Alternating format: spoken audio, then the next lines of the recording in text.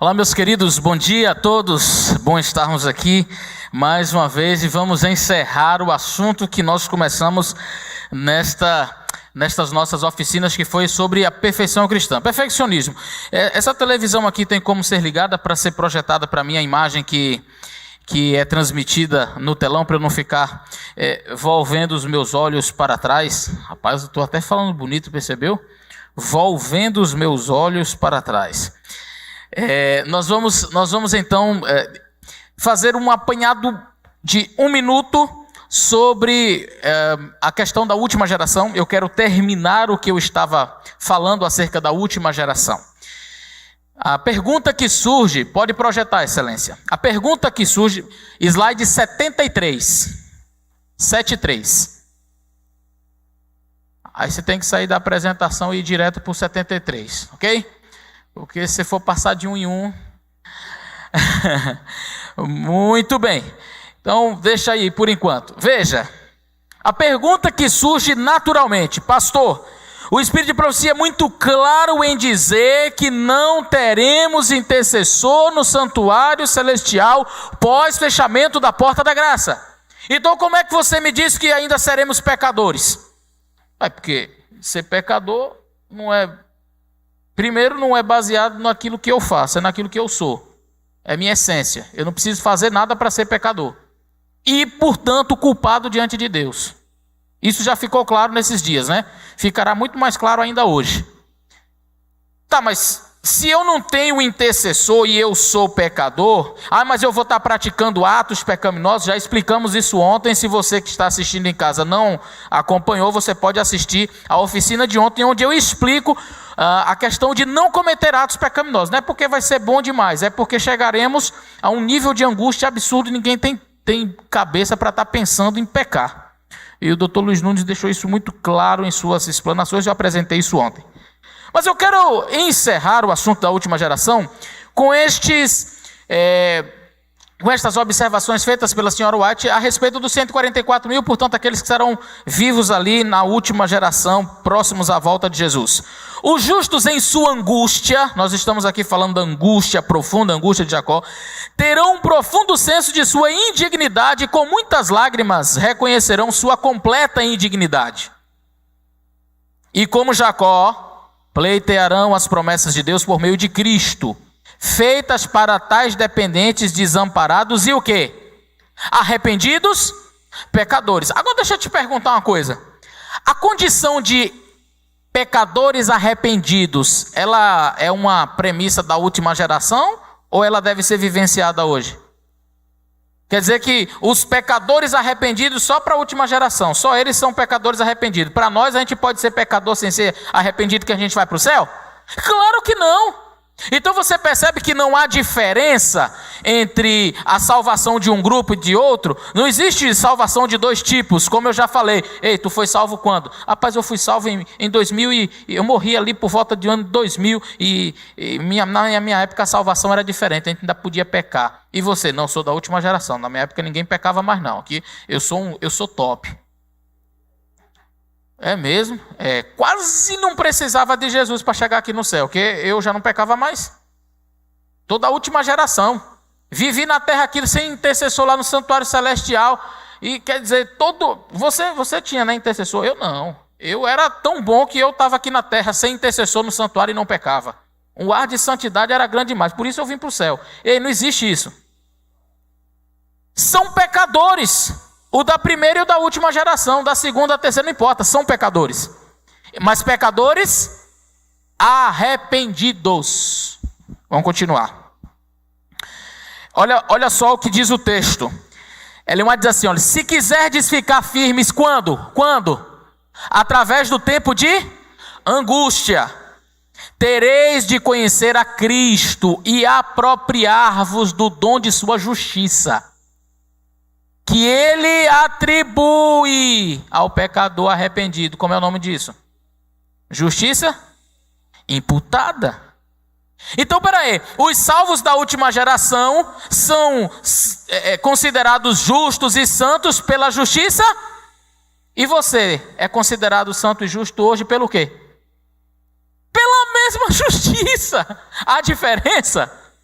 Não. No processo de salvação, porque nós estamos falando de justiça imputada, portanto eu estou falando da justiça que é para salvação. Quem diz isso não sou eu, Ellen White. A justiça que é para salvação chama-se justiça imputada. Então, essa justiça que é imputada, para a última geração é a mesma para nós hoje. Não há diferença. Continuando. No período das 7 últimas pragas, o período da angústia de Jacó, por qual motivo nós seremos aceitos por Deus?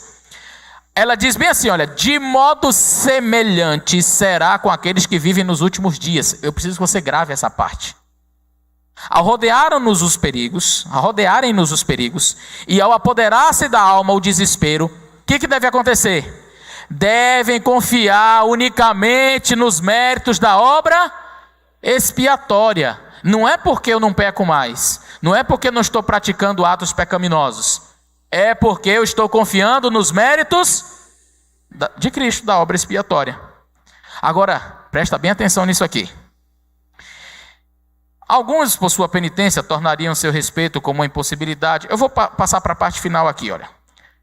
Jesus está morrendo na cruz, e o ato expiatório de Cristo foi para também, além de redimir a raça humana, Jesus estava adquirindo o direito legal de se tornar advogado dos homens na presença do Pai. Então, quando é que Cristo adquire o direito de se tornar um advogado na presença do Pai? Quando ele morre. Outro texto importante, vou ler a parte que está em vermelho aqui. Mas em todos os episódios no passado, ele ainda não era o sumo sacerdote e advogado da humanidade em exercício. Jesus estava ainda por realizar, veio para ser o autor da eterna salvação. Então, quando é que Cristo adquire o direito legal de ser nosso advogado e sumo sacerdote no céu? Quando ele morre, quando ele faz o seu sacrifício. Está claro isso? Então agora vem a pergunta. Ora, se Jesus ainda não era efetivamente advogado da raça humana e sumo sacerdote dela no Antigo Testamento, se ele não era o nosso sumo sacerdote em exercício, como é que Arão e os demais sumos sacerdotes compareciam na imediata presença visível de Deus diante da Shekinah sem o mediador? Cristo não era ainda mediador, não era advogado, não era sumo sacerdote. Como é que Arão e os demais sacerdotes apareciam diante da visível presença de Deus sem o mediador? Não se esqueça que Jesus, quando encarnado, foi que ele adquiriu esse direito. Como um cheque pré-datado, o cordeiro foi morto antes, mas efetivamente ainda não tinha morrido. Então Jesus ainda não era intercessor. Jesus ainda não estava a interceder pelo ser humano no céu. Quando é que isso passa a acontecer? Pós a sua morte. Eles matavam o cordeirinho acreditando no cordeiro que viria. Sabe como é que nós chamamos isso, irmã? Fé prospectiva. Eles acreditavam que o cordeiro viria. Era uma promessa. Mas o cordeiro ainda não tinha vindo. Tinha vindo pela fé. Agora, Ellen White diz, semelhantemente os 144 mil também comparecerão diante do Deus sem um mediador efetivo, pois Cristo terá concluído o seu trabalho no santuário celestial. Mas através de uma fé retrospectiva, eles apresentarão a Deus os méritos da expiação de Cristo, como está escrito no Patriarcas e Profetas. Ela diz, de modo semelhante. Assim como no Antigo Testamento, eles não tinham mediador, mas se apresentavam diante do Deus vivo. Da mesma forma, olha como o texto é claro, semelhante modo será com aqueles que vivem nos últimos dias. Ao rodearem-nos os perigos, ao apoderar-se da alma o desespero, devem confiar unicamente nos méritos da obra expiatória. Então, olha que coisa simples. No Antigo Testamento, eles não tinham Jesus para interceder, eles não tinham sumo sacerdote, eles não tinham advogado, mas apresentavam-se diante de Deus. Através de uma fé prospectiva, eles projetavam no futuro, eles sabiam que Jesus viria e que morreria. E os salvos na última geração, Jesus também não está mais no santuário celestial, no lugar santíssimo, encerrou-se a obra, mas os salvos da última geração podem ir à presença de Deus? Sim, através de uma fé retrospectiva. Ele já veio. Nunca ficaremos sem a presença do nosso Deus. Poderemos ir à presença de Deus, mesmo sem mediador, através da fé retrospectiva. De modo semelhante vai acontecer com os que vivem nos últimos dias. Está aí a resposta. É porque não tem um mediador, então e agora? Você vai continuar indo à presença de Deus. Vamos ao conceito equivocado, foi quando terminamos ontem, acerca da natureza de Jesus. Nós falamos sobre o conceito equivocado acerca da natureza humana. Agora vamos falar sobre o conceito equivocado acerca da natureza de Cristo. E eu quero ler alguns textos extremamente especiais e importantes. A encarnação de Cristo sempre foi e sempre continuará a ser um... Então pastor Eleazar, vou explicar tudo para você aqui nesta manhã sobre a encarnação de Cristo. Impossível, nem os anjos compreendem 100%. A encarnação de Cristo foi e será para sempre um mistério. E o que eu vou apresentar para você? Aquilo que está revelado. Só. O que é revelado é para nós e para os nossos filhos. Contudo, que cada ser humano seja exortado a não colocar Cristo no mesmo patamar humano, tornando-o completamente semelhante a nós mesmos, pois isso não pode ser. Então, quando alguns irmãos perfeccionistas, eles chegam e dizem assim, não, mas Jesus era idêntico a nós, igual a nós, então como ele venceu, eu também posso vencer. Eles pegam textos de profecia de maneira isolada, para tentar dizer assim, Jesus era idêntico a nós, da mesma forma que nós, em tudo. Portanto, se ele venceu, eu também posso vencer. Se ele nunca pecou, eu também posso nunca pecar. Esta é tirar o espírito de profecia do seu contexto. E aqui eu quero fazer menção a um outro texto do espírito de profecia. Nós não estamos dizendo com isso que você não pode lutar contra o pecado e vencer pecados em sua vida. Ellen White diz claramente, ninguém se assente na cadeira de Satanás para dizer que não é possível vencer o pecado.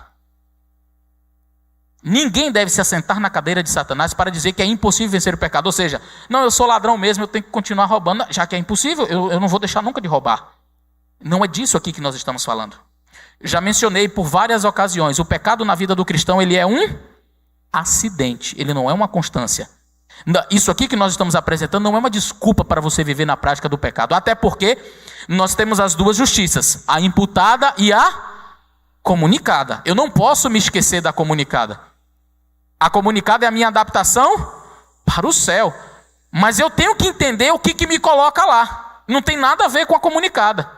Sem ela eu não vou para o céu, mas não é ela que me leva para lá. Quem me leva para lá é a graça. É igual aos 10 mandamentos, estamos falando de lei e graça.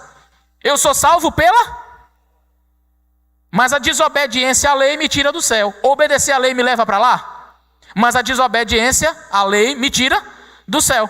A justiça comunicada me leva para o céu? Não oferece nenhuma vírgula de mérito. Mas a desobediência, viver deliberadamente na prática do pecado me tira do céu. Então ficou claro que eu não posso colocar Jesus exatamente idêntico a nós? Vamos continuar. Cristo veio à terra tomando sobre si a humanidade. Revestiu-se e constituiu-se representante do homem para mostrar, no conflito com Satanás, que o homem, tal como Deus o criou, fala tal como ele caiu ou como ele o criou, como Deus o criou? Então, peraí, quando o homem foi criado, ele tinha tendência para o pecado? Então Ellen White está dizendo claramente que no conflito entre Deus e Satanás, o homem, tal como Deus o criou, unido ao Pai e ao Filho, poderia obedecer a todo reclamo divino. Mas Ellen White mesma vai dizer, tornou-se isto impossível quando ele caiu. Eu li esse texto ontem. Quando ele caiu, tornou-se impossível obedecer perfeitamente à lei de Deus. Porque a lei de Deus foi feita para seres santos, e o homem deixou de ser santo. Está claro? Ellen White diz no Desejar Todas as Nações, página 72. Foi Cristo o único ser livre de pecado que já existiu na terra. Todavia viveu por quase 30 anos entre os ímpios e os habitantes de Nazaré.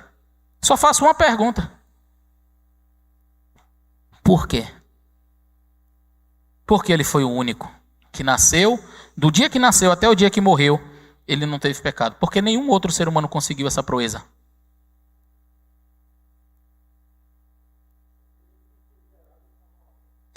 Ele não foi gerado como nós, portanto, ele não era igual em todas as coisas. Eu não posso comparar, o próprio Espírito de Profecia deixa claro, não podemos colocar Jesus no mesmo patamar da humanidade.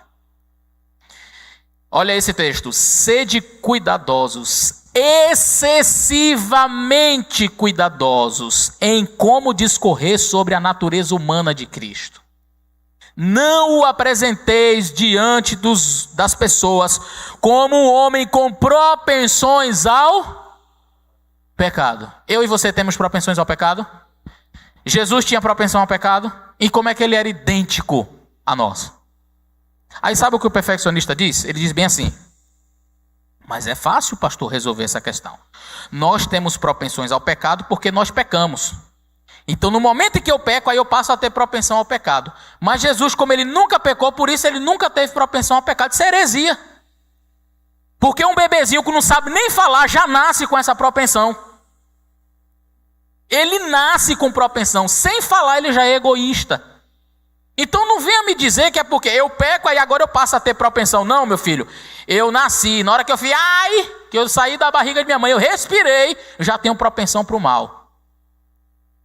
Na hora que nasce o bebê, nasceu ali um candidato à perdição eterna. É mesmo, pastor? É. Nasceu alguém ali merecedor da morte eterna. Mas, pastor, e se ele for salvo? Se ele for salvo, é pela graça de Cristo. Mas um bebê, pastor, tão puro, mas pecador. E para ser salvo, ele não tem como, a não ser pela graça de Cristo.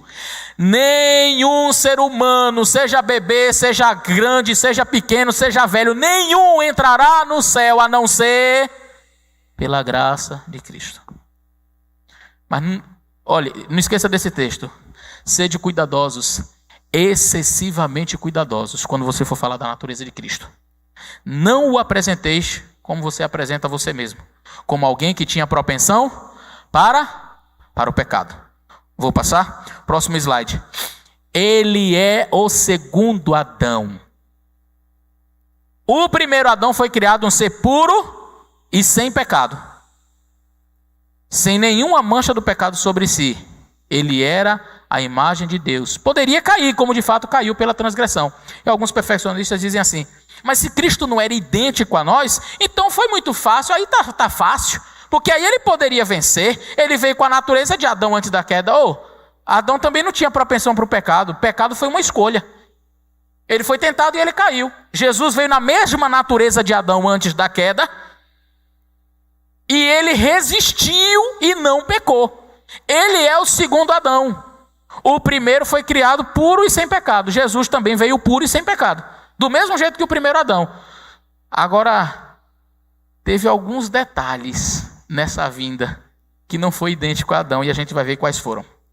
Devido ao pecado, sua posteridade, a posteridade de Adão, nasceu com o que, irmãos? Diga aí. Inerente propensão quando pecar. É assim que está escrito? Não. Diz que a raça descendente de Adão nasceu com inerente propensão para a desobediência. Diz que você precisa pecar para então você ter propensões ao pecado? Não. Diz que você nasceu, você já vem à existência. Sua posteridade nasceu. Não esqueça, não deturpe o texto. Nasceu com inerente propensão. Se Cristo nasce idêntico a nós, então ele teria que ter inerente propensão. Mas ele não tinha, ela disse que ele não tinha propensão. O próprio mas, conjunção adversativa, mas Jesus era o unigênito Filho de Deus. Ele não era idêntico. Ele era semelhante. Veio em semelhança de carne pecaminosa, diz o livro de Romanos. Tomou sobre si a natureza humana, foi tentado em todos os pontos que a natureza humana poderia ser tentada. Jesus poderia ter pecado, como uma escolha, como Adão escolheu pecar. Poderia ter caído, mas nem por um momento houve nele, o texto fala pecado? Não, o texto diz o quê? Nem por um momento houve nele propensão para o mal. Não é nem o mal em si, é a propensão para o mal, que eu e você já nascemos, de acordo com o texto, com ela. Estamos falando de natureza de Cristo. Eu não vejo, para mim é tão claro como um rio puro da água da vida. Eu não sei como pessoas conseguem deturpar o Espírito de profecia a ponto de dizer que não. Jesus era igualzinho. Tudo igual, tudo. Nunca, de forma alguma, deixeis a mais leve impressão, diz o texto, sobre as mentes humanas de que a mancha ou a inclinação para a corrupção permaneceram sobre Cristo, ou que ele de algum modo tenha cedido à corrupção. Ele não tinha nem a inclinação para a corrupção e nem cedeu à corrupção. Ah, pastor, então não era fácil? Não era fácil Jesus assim vir com a natureza de Adão antes da queda? Estava muito fácil. Seria fácil se ele viesse no Éden, na perfeição do Éden, com tudo bom. E por isso que eu disse que ele não era, eu falei isso em dias anteriores, eu repeti agora, ele não era exatamente igual a Adão antes da queda, mas também não era exatamente igual a nós depois da queda. Eu disse que Jesus era um espécime único. Vamos falar de debilidades inocentes e propensões pecaminosas. Está aí o quadro. Vamos chamar de debilidades inocentes os resultados do pecado. Na teologia nós falamos sobre infectado ou afetado. Jesus foi afetado pelo pecado, mas não infectado por ele. Então deixa eu fazer uma pergunta para você. Sentir dor é pecado? Mas é resultado do pecado. Sentir frio é pecado?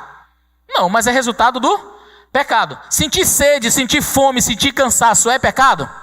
Não, mas é resultado do pecado. Então vamos chamar estes resultados do pecado de debilidades inocentes. Agora, propensões pecaminosas é a tendência para o pecado. Então vamos lá. Adão antes da queda, ele tinha debilidades inocentes? Ele sentia cansaço, ele sentia frio, calor, dor, antes do pecado? Então Adão não tinha debilidades inocentes. Adão tinha propensão para o pecado antes da queda?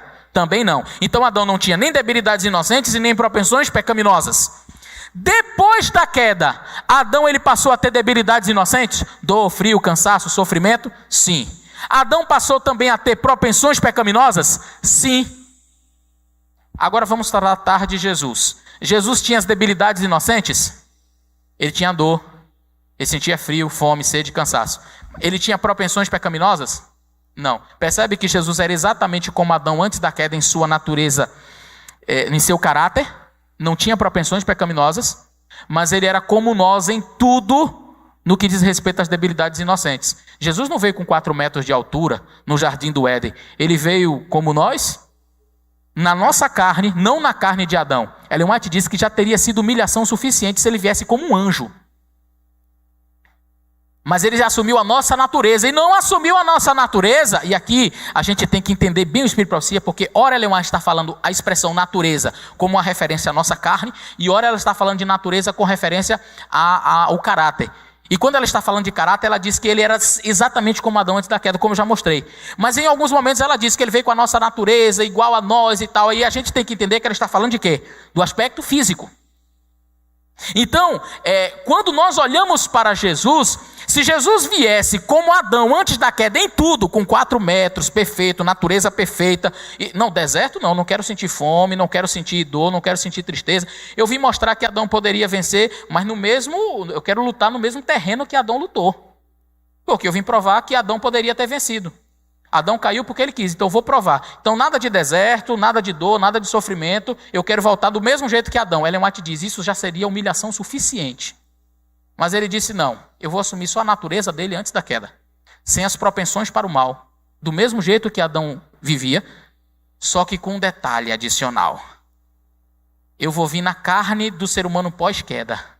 Eu vou vir no terreno do ser humano pós-queda. Não tem só uma árvore onde eu possa ser tentado. Em qualquer lugar Jesus poderia ser tentado. Adão só podia ser tentado naquele lugar. Onde Adão caiu, Cristo venceu. Só que Adão caiu no jardim do Éden perfeito. Jesus venceu num deserto, 40 dias sem comer. Satanás achou, vai ser fácil. Se eu conseguir fazer Eva comer um fruto, ela vivendo perfeição, sem ter fome, sem nada, com ele, 40 dias sem comer, eu vou derrotar rapidinho. E ele foi tentar Jesus justamente no apetite. E Jesus venceu. Jesus venceu. A perfeita humanidade de Cristo, diz o texto, é a mesma que podemos ter mediante ligação com ele. Como Deus, Cristo não pôde ser tentado, como não o foi em relação à sua lealdade no céu. Então Jesus não foi tentado como Deus, não se tenta a Deus. Ele mesmo diz, não tentarás o Senhor teu Deus, não tem como tentar a Deus. Mas ele veio como homem, mas ao humilhar-se, assumindo a nossa natureza, ele podia então ser tentado.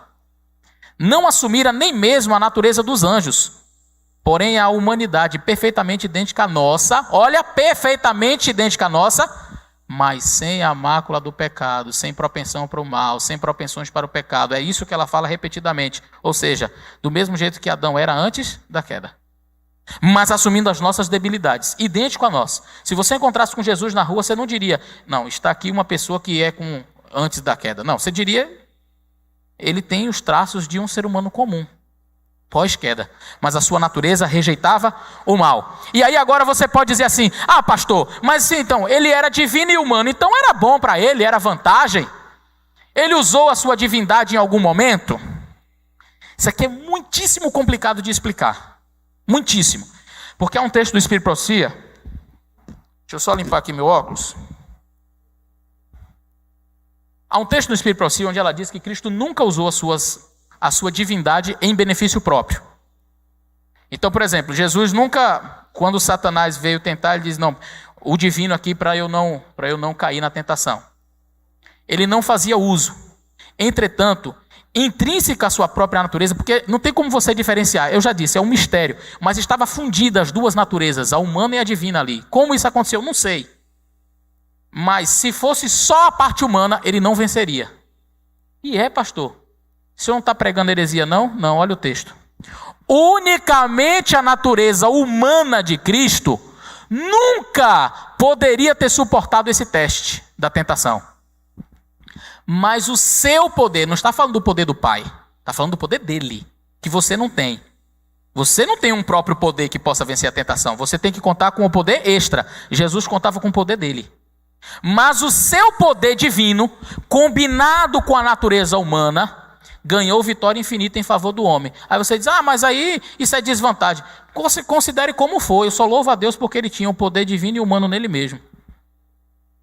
Porque ele tinha esse poder divino que, atrelado à sua natureza humana, fez com que ele fosse vencedor. Se alguém acha que isso é vantagem, pode achar o que você quiser. A única coisa que faço é agradecer a Deus porque ele venceu. Aí você diz assim, mas e ele beber? Isso aqui é uma coisa espetacular. Porque Adão nunca foi tentado como bebezinho. Se você encontrasse Adão um dia depois do seu nascimento, da sua criação. Adão, você tem quantos anos? Desse tamanhão aí todo? Eu tenho 2 dias de vida. Hã? É porque Adão não passou pelo nascimento. Só que quando Cristo veio, ele também não veio assim, grandão, adulto, e com as suas capacidades mentais humanas, 100%. Ele veio aprender a andar, cair, levantar, e Maria segurando a mãozinha dele, vamos andar. Jesus, ele veio como criança. Agora deixa eu fazer uma pergunta para você. Você acha que Satanás deu descanso a Jesus mesmo bebê? Nenhum dia sequer Satanás tentou ele apelava. Porque uma coisa é você tentar Adão, outra coisa é você tentar uma criança de 2 anos que não sabe o que é certo e o que é errado. Se eu pego um bebezinho de 2 aninhos, já sabe andar, está falando agora papai e mamãe, mas ele não tem noção do que é certo e errado. Eu boto uma pedra na mão dele, está ali o cachorro, joga a pedra no cachorro, ele joga. Ele acabou de errar, mas ele sabe que é errado, mas é pecado. Satanás apelava com Jesus. E ele fazia com que outros fossem tentar fazer Jesus pecar. Só que como isso é apelação, e Jesus não poderia distinguir o que é certo e o que é errado com 2 anos de idade, aí providências foram tomadas que meu filho e o seu filho não teve. Aí você pode dizer assim, é vantagem. Veja como você quiser. Eu agradeço a Deus porque ele usou a sua divindade nesse momento. Olha o texto. Ninguém, contemplando o semblante infantil, brilhando de animação, diria que Cristo era exatamente como as outras crianças. Você olhava e dizia, não, ele é igual às outras crianças. Ele era igual. Ele era Deus em carne humana. Vamos imaginar que Jesus com 2 aninhos de idade, quando convidado por seus companheiros a praticar o mal, vamos imaginar essa cena? Os amiguinhos de Jesus usados pelo inimigo. Ei, joga uma pedra naquele cachorro ali. Quando convidado por seus companheiros a praticar o mal, a divindade irrompia através da humanidade e ele recusava terminantemente. Minha filha nunca teve isso. Minha filha nunca pôde contar com isso daqui. Com 2 anos de idade, quando alguém mandava fazer uma coisa errada, ela ia lá e fazia. Ela nunca teve o privilégio de, na hora, pega a pedra, joga no cachorro. Aí a divindade ultrapassava a humanidade e dizia, não, não posso fazer isso. Mas por que você não pode? Isso não tem nada demais. Não posso. Ele nem entendia porque não podia, mas a sua divindade ultrapassava a humanidade e ele rejeitava. Você conta com isso? Você nasceu assim? Então como é que a gente pode dizer que Jesus era idêntico a nós e tudo? Aí você diz, isso é vantagem, como eu falei, diga como você quiser, mas eu só agradeço a Deus porque ele tinha isso, e eu não tenho. Satanás não deu descanso a Jesus nem por um segundo, quando ele era criança ou quando adulto. Quando adulto, era fácil, mas e quando criança, que ele não tinha discernimento? Foi necessário. Há um outro texto de Ellen White, eu retirei uns 60 slides para terminar a nossa explanação hoje, onde Ellen White diz claramente que os anjos de Deus amparavam Jesus em sua infância. Ele é nosso exemplo em tudo. É um irmão em nossas fraquezas, mas não em possuir idênticas paixões. E não é porque ele nunca teve, que o perfeccionista lê isso aqui, ele diz assim, não, se ele pecasse uma vez, aí ele teria. Então, como nós pecamos, é por isso que nós temos. Não, nós não precisamos pecar para ter idênticas paixões. Pega o menininho que nasceu hoje, ficou em coma. 20 anos depois ele sai do coma. Ele já sai um pecador e com paixões para cometer atos pecaminosos. Sendo sem pecado, sua natureza se recuava do mal. Igual o ímã quando está no polo, do mesmo polo. Cristo não possuía a mesma deslealdade pecaminosa, corrupta e decaída que nós o quê? Possuímos. Pois então ele não poderia ser um sacrifício perfeito, ele precisaria de um salvador também. Adão foi dotado de uma natureza pura e sem pecado. Mas ele caiu, mesmo tendo natureza pura e sem pecado. Ele caiu porque ele ouviu as sugestões do inimigo. Sua posteridade se tornou o quê, irmãos? Depravada. Pela desobediência de um homem, muitos foram feitos pecadores. Espera aí. Então, Adão, ele pecou e a sua descendência se tornou depravada. Se Cristo vem igualzinho, eu tenho que dizer que Jesus também ele tinha então uma natureza depravada. Isso é uma heresia sem tamanho. Próximo texto. Cristo é chamado segundo Adão. Esse texto aqui eu mostrei para uma irmã uma vez. Ela disse assim, mentira, esse texto não existe. Eu peguei o original e mostrei para ela, em inglês. Eu tenho essa revista original dela.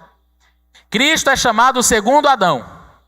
Em pureza e santidade, unido com Deus e amado por Deus, Cristo começou onde o primeiro Adão começou. Não diz onde o primeiro Adão caiu. Cristo começa onde Adão começou, então em santidade, pureza, com a natureza que nós chamamos pré-lapsariana. Voluntariamente ele passou sobre o terreno onde Adão caiu e redimiu o fracasso de Adão. Então Cristo começa onde Adão caiu ou Cristo começa onde Adão começou? Percebeu? Se o texto dissesse que Cristo começou onde Adão caiu, aí eu ia dizer, não, realmente ele veio com a natureza pós-lapsariana. Porque ele começou onde Adão caiu. Mas Cristo não começou onde Adão caiu. Cristo começou onde Adão começou. E passou pelo terreno onde ele caiu e foi vitorioso. Quando Cristo declinou a cabeça e morreu, ele abalou os pilares do reino de Satanás, com ele mesmo na terra. Preste bem atenção. Venceu a Satanás na mesma natureza sobre a qual, no Éden, Satanás obteve a vitória. Qual era a natureza de Adão no Éden quando Satanás obteve a vitória? Perfeito e sem pecado, sem propensão para o mal, uma natureza pré-lapsariana. E Cristo, quando morreu, ele abalou o reino de Satanás e ele venceu a Satanás na mesma natureza de Adão no Éden. Mas claro que isso só se eu desenhar. E tem pessoas que insistem em dizer que Cristo tinha natureza pós-lapsariana. Não, Cristo tinha as debilidades inocentes pós-lapso. Sentia dor, sentia frio, sentia fome, mas nada disso era pecado. Ele tomou a natureza, mas não a pecaminosidade do homem. teria sido uma quase infinita humilhação para o Filho de Deus revestir-se da natureza humana. O texto que eu mencionei para vocês. Revestir-se da natureza humana, mesmo quando Adão permanecia em seu estado de inocência no Éden. Os perfeccionistas gostam de usar esse texto. Viu? Ele veio, não foi com a natureza de Adão. Por isso que eu disse que o termo natureza a gente tem que olhar bem direitinho para saber se ela está falando do aspecto físico ou do caráter. Cristo teria sido uma infinita humilhação para o Filho de Deus revestir-se da natureza humana, mesmo quando Adão permanecia em seu estado de inocência no Éden. Nós acabamos de ler o texto que ele venceu na natureza de Adão lá no Éden. E agora esse texto parece que ele está dizendo o contrário. Porque diz que, mas Jesus aceitou a humanidade quando a raça havia sido enfraquecida por 4.000 anos de pecado. Ela está falando do aspecto moral ou está falando do aspecto físico? Vamos continuar. Como qualquer filho de Adão, aceitou os resultados da operação da grande lei da hereditariedade. Está falando de quê? Matéria, aspecto físico, carne. Os textos se explicam. E outros que talvez não estejam tão claros como esse, devem ser entendidos sob essa perspectiva de entendimento. O que estes resultados foram manifesta-se na história dos seus ancestrais terrestres. Veio com essa hereditariedade para partilhar de nossas dores e tentações e dar-nos o exemplo de uma vida impecável.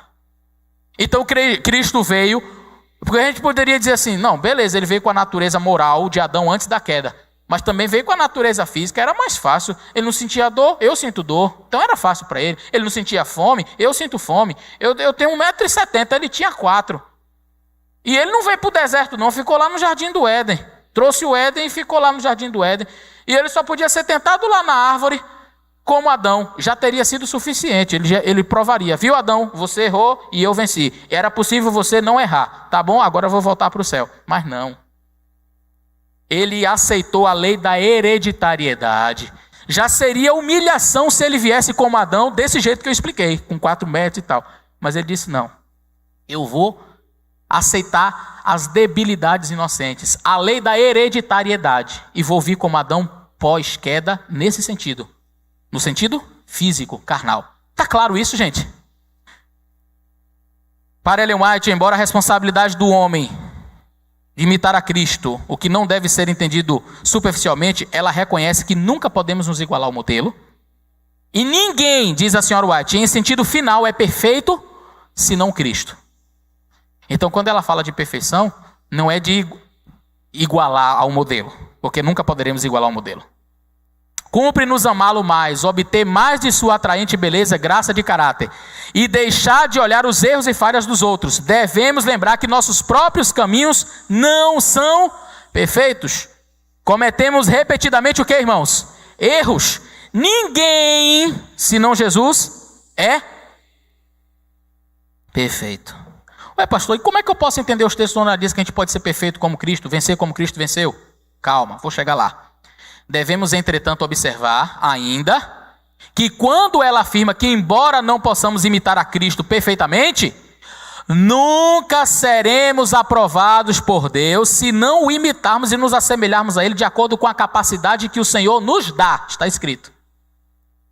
É aquilo que eu já exemplifiquei várias vezes, é a questão da luta. Para Deus conta a luta, e eu repito, santificação não é o fim do caminho, mas é a estrada que se percorre. Então o indivíduo diz assim, já que eu não vou conseguir, então vou viver na prática do pecado mesmo. Pronto, esse perdeu a salvação. O outro diz assim, eu sou um pecador miserável, e vez por outra eu estou caindo, mas eu quero ser igual a Jesus, eu vou tentar imitar. Ele passa a vida lutando, tentando imitar o modelo. Pronto, ele não conseguiu imitar, porque nunca podemos nos igualar ao modelo. Mas Deus olha as intenções e diz, pronto, meu filho, a minha graça te basta. Quando o texto diz que podemos vencer como Cristo venceu, e eu vou apresentar o texto, ele se refere ao mesmo resultado e não às mesmas ações. Repito, quando o texto diz que podemos vencer como Cristo venceu, ele se refere ao mesmo resultado e não às mesmas ações. Atentem para o texto a seguir. Como vencedor, deu-nos ele a vantagem de sua vitória. Olha, eu já tenho uma vantagem. Qual é? A vitória de Cristo. A fim de que em nossos esforços para resistir à tentação de Satanás, às tentações de Satanás, uníssemos nossa o quê? Então eu entro no processo apresentando diante de Deus o quê? Senhor, está aqui a minha parte. O que você tem para me dar aí? Minha fraqueza. Uníssemos nossa fraqueza à sua força, a nossa desvalia aos seus méritos. Percebe? Como é que eu entro? Vamos imaginar aqui, vamos fazer uma sociedade. Como é o seu nome, meu irmão? Irmão Antônio. Vamos fazer uma sociedade, irmão Antônio. Aí o irmão Antônio diz, beleza, Eleazar, vamos fazer um posto de gasolina. Eu e você somos sócios. Aí o irmão Antônio diz, tá bom, Eleazar, eu vou entrar com 100 mil reais. E você? Rapaz, eu vou entrar com 50 mil de dívida. Aí o irmão Antônio, mas que sociedade é essa? Eu entro com o dinheiro e você entra com a dívida? É isso que Jesus fez. Eu vou unir a minha fraqueza com a força dele, a minha desvalia com os méritos dele. Você entendeu? No processo de santificação, a minha parte aí, eu entro sempre no negativo e ele entra com o positivo. E sustidos por seu poder perdurável, sob forte tentação, podemos resistir em seu nome todo-poderoso e vencer como ele venceu. Pelos méritos dele, pela força dele, pelo poder dele. A lei de Deus é a única norma verdadeira de perfeição moral. Essa lei foi praticamente exemplificada na vida de... O contexto está falando de quem? De Cristo. Ele diz de si mesmo, Jesus falando de si mesmo, tenho guardado os mandamentos de meu Pai. Aí Ellen White conclui dizendo assim, nada menos que esta obediência satisfará as exigências da palavra de Deus. Aí o perfeccionista diz, está vendo? Que você tem que ser perfeito como Cristo foi, porque nada menos que... Gente, o próprio texto está explicando. A lei foi a única norma moral. E Cristo praticamente exemplificou em sua vida isto. Ele diz de si mesmo, o contexto está falando de Cristo, ele diz de si mesmo, eu tenho guardado os mandamentos do meu Pai. E aí ela termina dizendo, nada menos que esta obediência. A de quem? A de Cristo, irmão, não é a tua não. Satisfará as exigências da palavra de Deus. Porque a tua, vamos lembrar? Nossa justiça é o quê? Trapo de imundície. E o que é justiça? Obediência à lei. Ela diz, livre, fé e obras. Justiça, obediência à lei. Nada do que...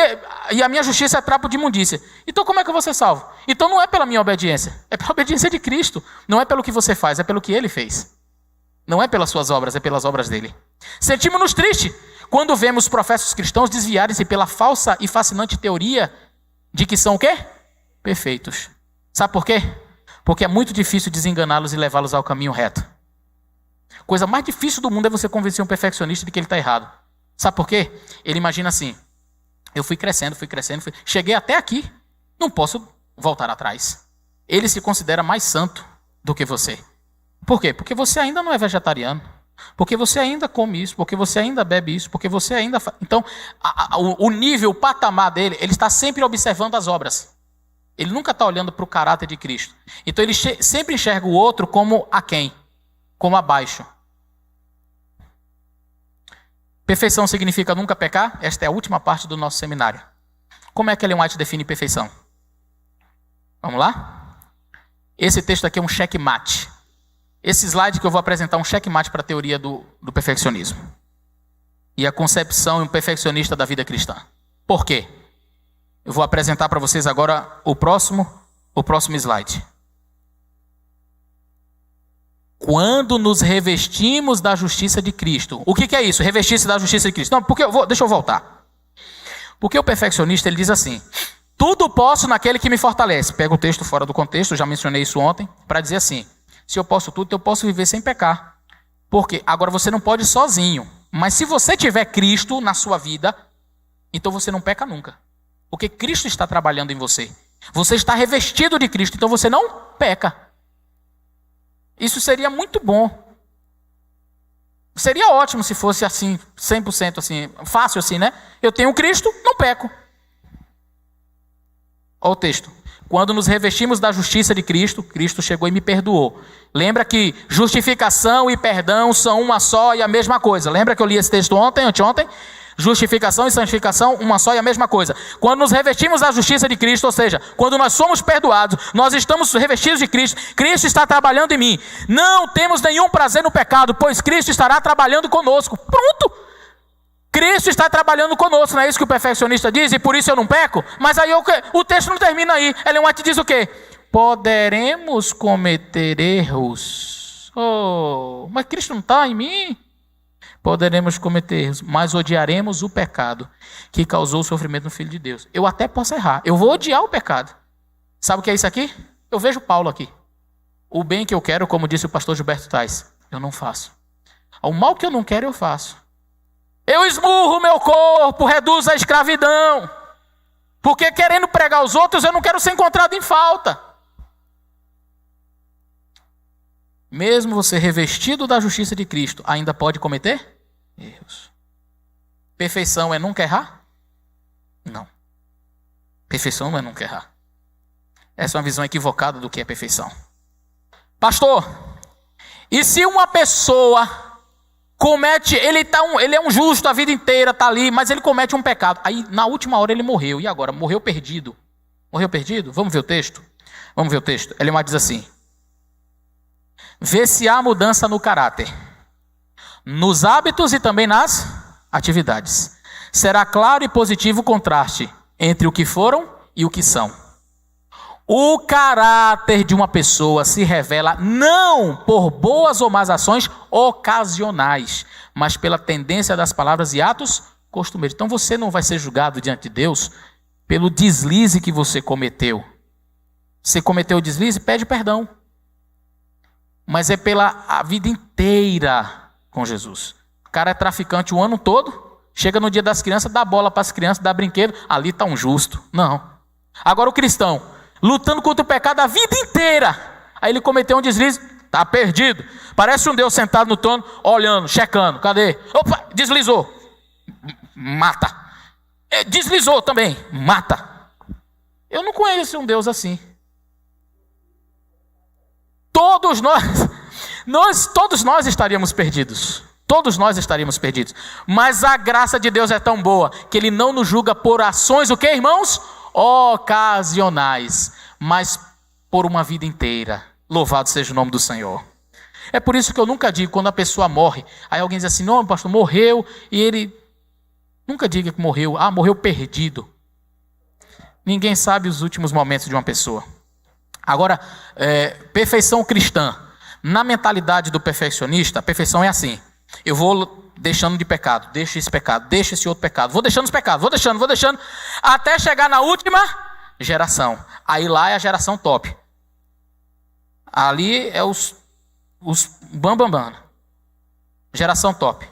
Então, na mentalidade deles, é assim, você vai galgando, eu vou mostrar uma ilustração que representa isso. Mas o texto diz assim, olha, a germinação da semente representa o início da vida espiritual. E o desenvolvimento da planta é uma bela figura do crescimento cristão. Mas o perfeccionista, ele pensa que é assim, ele vai crescendo, até chegar à perfeição. Está mostrando isso aí para o pessoal ver lá em casa? Pronto. Mas Ellen White não vê desse jeito aí não. Olha como ela apresenta, veja o texto.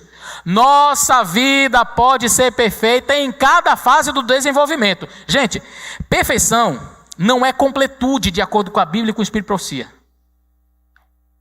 Paulo diz, não julgo que tenha alcançado ou que já seja perfeito. Lá em Filipenses ele diz isso. Não julgue, ele repete, que eu tenha alcançado ou que eu seja perfeito. Mas uma coisa eu faço, eu prossigo para o alvo. Para o prêmio da soberana vocação. 2 versos à frente, Paulo diz assim, agora nós que já somos perfeitos. Ué, Paulo, tu acabou de dizer que não era perfeito, agora está dizendo que é perfeito. É que perfeição não é o destino que você chega, mas o caminho que você percorre. Nossa vida pode ser perfeita em cada fase do desenvolvimento. Então, percebe? Aí ela diz assim, contudo haverá progresso contínuo. Se a ideia de perfeição fosse de completude, se está cheio o copo aqui, está cheio de água, tem como eu botar mais água aqui? Não vai derramar. Porque já está cheio. Perfeição não é completude. Contudo, haverá progresso contínuo. E se o propósito de Deus se cumprir em nós, a santificação é obra de uma vida toda. Então, na cabeça dos profetas, na mentalidade bíblica, na mentalidade do Espírito de Profecia, a perfeição é isso aqui. Ele se batizou. Conhece isso da palavra de Deus. Essa imagem que você está vendo aí. Ele conhece isso aí da palavra de Deus. Aí ele continua avançando, deixa pecados e tal. Aí agora ele, poxa, continua perfeito. Aí vai, perfeito. Então, perfeito. Veja o crescimento. Mas ele pode ser considerado perfeito em cada esfera da sua vida. Maturidade cristã, santificação é isso. Então, nós não somos considerados perfeitos quando nós chegamos lá. Quando nós chegamos lá, isso é glorificação. Mas perfeição pode ser em cada fase da vida. Mas sempre você vai crescer, sempre. Nunca vai chegar um momento aqui na terra em que você diga atingir. Ellen White diz isso claramente. O que é justiça imputada? Isaías responde. Isaías diz, regozijar-me-ei no Senhor, muito no Senhor. A minha alma se alegrará no meu Deus, porque o quê? Me vestiu de roupas de salvação, cobriu-me com um manto de justiça. Veja o que o livro Fé e Obras diz. Eu particionei o texto para ficar bem didático. Leia. Justiça é obediência à lei. A lei requer justiça. E ela conclui, resta o pecador, deve à lei. Só que a tua justiça, não esqueça, trapo de imundície. Mas ele é incapaz de apresentar. Por que ele é incapaz? Porque é trapo de imundície. A única maneira em que pode alcançar a justiça é o quê? Pela fé. Pela fé pode ele apresentar a Deus os méritos de Cristo. E o Senhor lança a obediência de seu filho a crédito do pecador. Eu tirei alguns slides onde ela fala, mas a fé não pode salvar, viu? A fé é uma mão que alcança. Mas a fé não pode salvar, porque se exercer fé fosse um ponto importante para a salvação, ela diz, Deus estaria em débito com a criatura. O Senhor tem que me salvar. Não, por quê? Porque eu tive fé. A fé não te salva. É pela graça sois salvos. Então, ela diz, a única maneira é pela fé. Aí olha como termina o texto. E o Senhor lança a obediência de seu filho a crédito do pecador. Então, a obediência perfeita de Cristo é acreditada na minha conta. Minha conta está no negativo. A justiça de Cristo é o que, irmãos? Aceita em lugar do fracasso do homem. Percebe? Substituição. E Deus recebe, perdoa, justifica a pessoa arrependida e crente. Então, ele não é qualquer um. Não é acreditar a justiça num camarada que não quer nada com a vida. É o pecador o quê? Arrependido. E trata-as como se fosse. Você é mesmo? Não, mas Deus trata como se fosse. E ama tal qual ama seu filho. Assim é que a fé é imputada como justiça.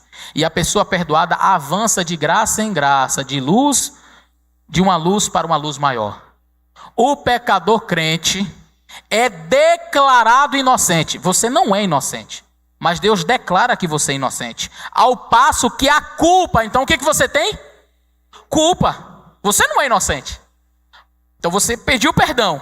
Tá, tudo bem, eu te perdoo, mas você é culpado. Aí o que Deus faz? A culpa é colocada sobre Jesus Cristo.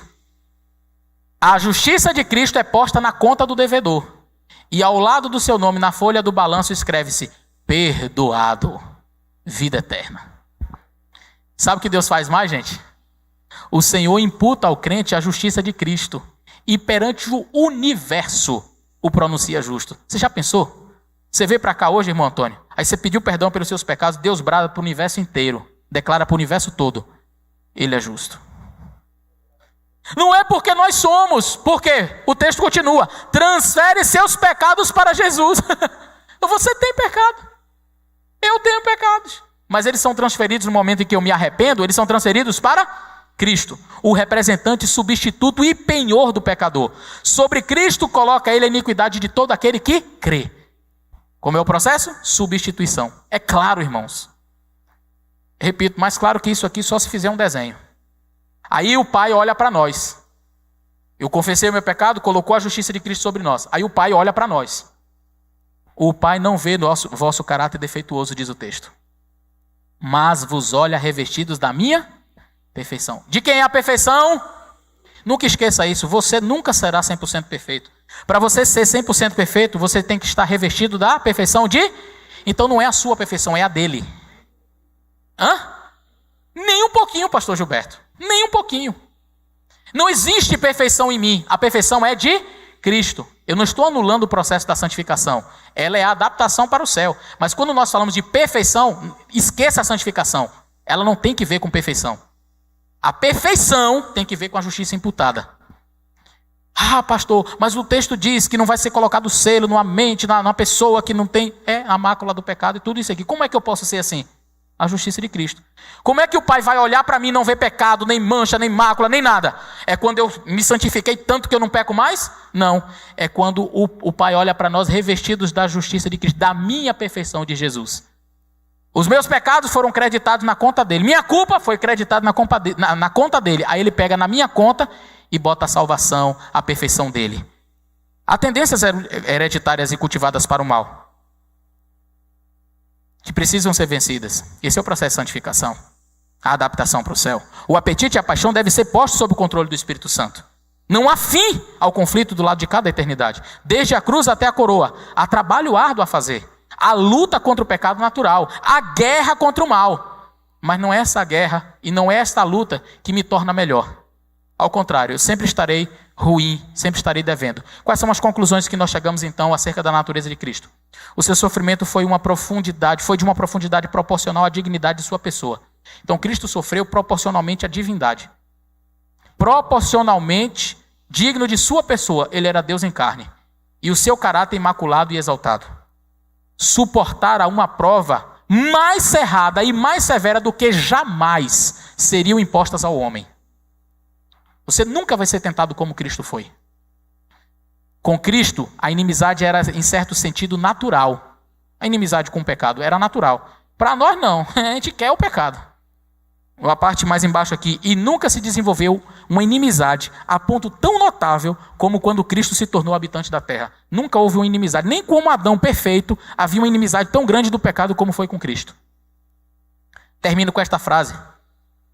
Não é uma frase inspirada não, tá? Mas eu gosto dela. Diz assim: a perfeição não é alcançada quando há nada a ser incluído, mas sim quando não há mais nada a ser retirado. Que Deus abençoe você.